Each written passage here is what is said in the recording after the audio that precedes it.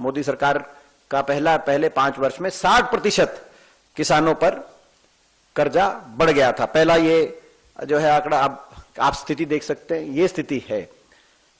दूसरी ओर एमएसपी की मांग को काफी हद तक पूरा किया जा सकता था, क्योंकि एक मांग है कि एमएसपी सभी किसानों को मिले और सभी फसलों पे मिले और गारंटी।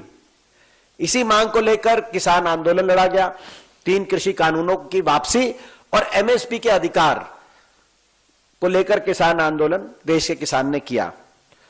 आज आपको मैं जानकारी में लाना चाहता हूं कि देश के आज भी 80% किसान को गेहूं और 76% किसान को धान पे एमएसपी नहीं मिलती। देश के अधिकतर किसान को एमएसपी नहीं मिल रही, यह भारत सरकार ने माना है। पहली बात, गेहूं और धान पे भी, अधिकतर फसलों पे नहीं मिलती, कुछ फसलों पे मिलती है लेकिन अधिकतर फसलों पे नहीं मिलती, नंबर 1। नंबर 2, एमएसपी जो कहा गया था स्वामीनाथन कमीशन, 50% किसान को मुनाफा दिया जाएगा, और भाजपा के मैनिफेस्टो में भी ये बात है, उनके घोषणा पत्र में भी है कि 50% मुनाफा दिया जाएगा। वो एक बात भी के माध्यम से किसान को छलने का काम किया गया।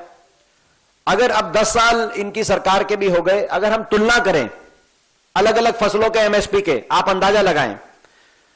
गेहूं में 10 साल यूपीए कांग्रेस की सरकार के समय देश में 119% गेहूं का समर्थन मूल्य बढ़ाया गया, जबकि मौजूदा भाजपा सरकार के समय, मोदी सरकार के समय केवल 47% गेहूं के एमएसपी में, न्यूनतम समर्थन मूल्य में बढ़ोतरी की गई।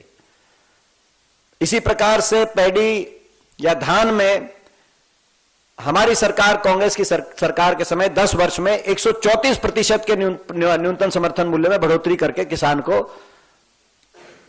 दिया गया, और मौजूदा सरकार में 10 वर्ष में धान में मात्र 50% की बढ़ोतरी हुई।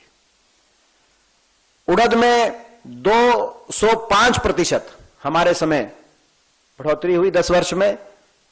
उड़द की दाल, पल्सेस की बात मैं कर रहा हूं, और मौजूदा सरकार के 10 साल में 52%। तुर में हमारी सरकार के समय 209% की बढ़ोतरी हुई, और अभी मौजूदा सरकार में केवल 52%।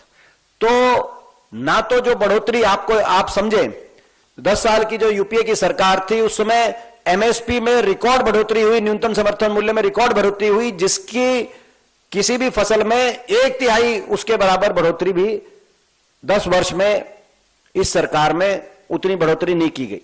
पहली बात। दूसरी, उस समय कर्जा माफी भी हुई 72,000 करोड़ की, इन्होंने कर्ज माफी भी नहीं किया, 1 रुपए का किसी किसान का 10 वर्ष में।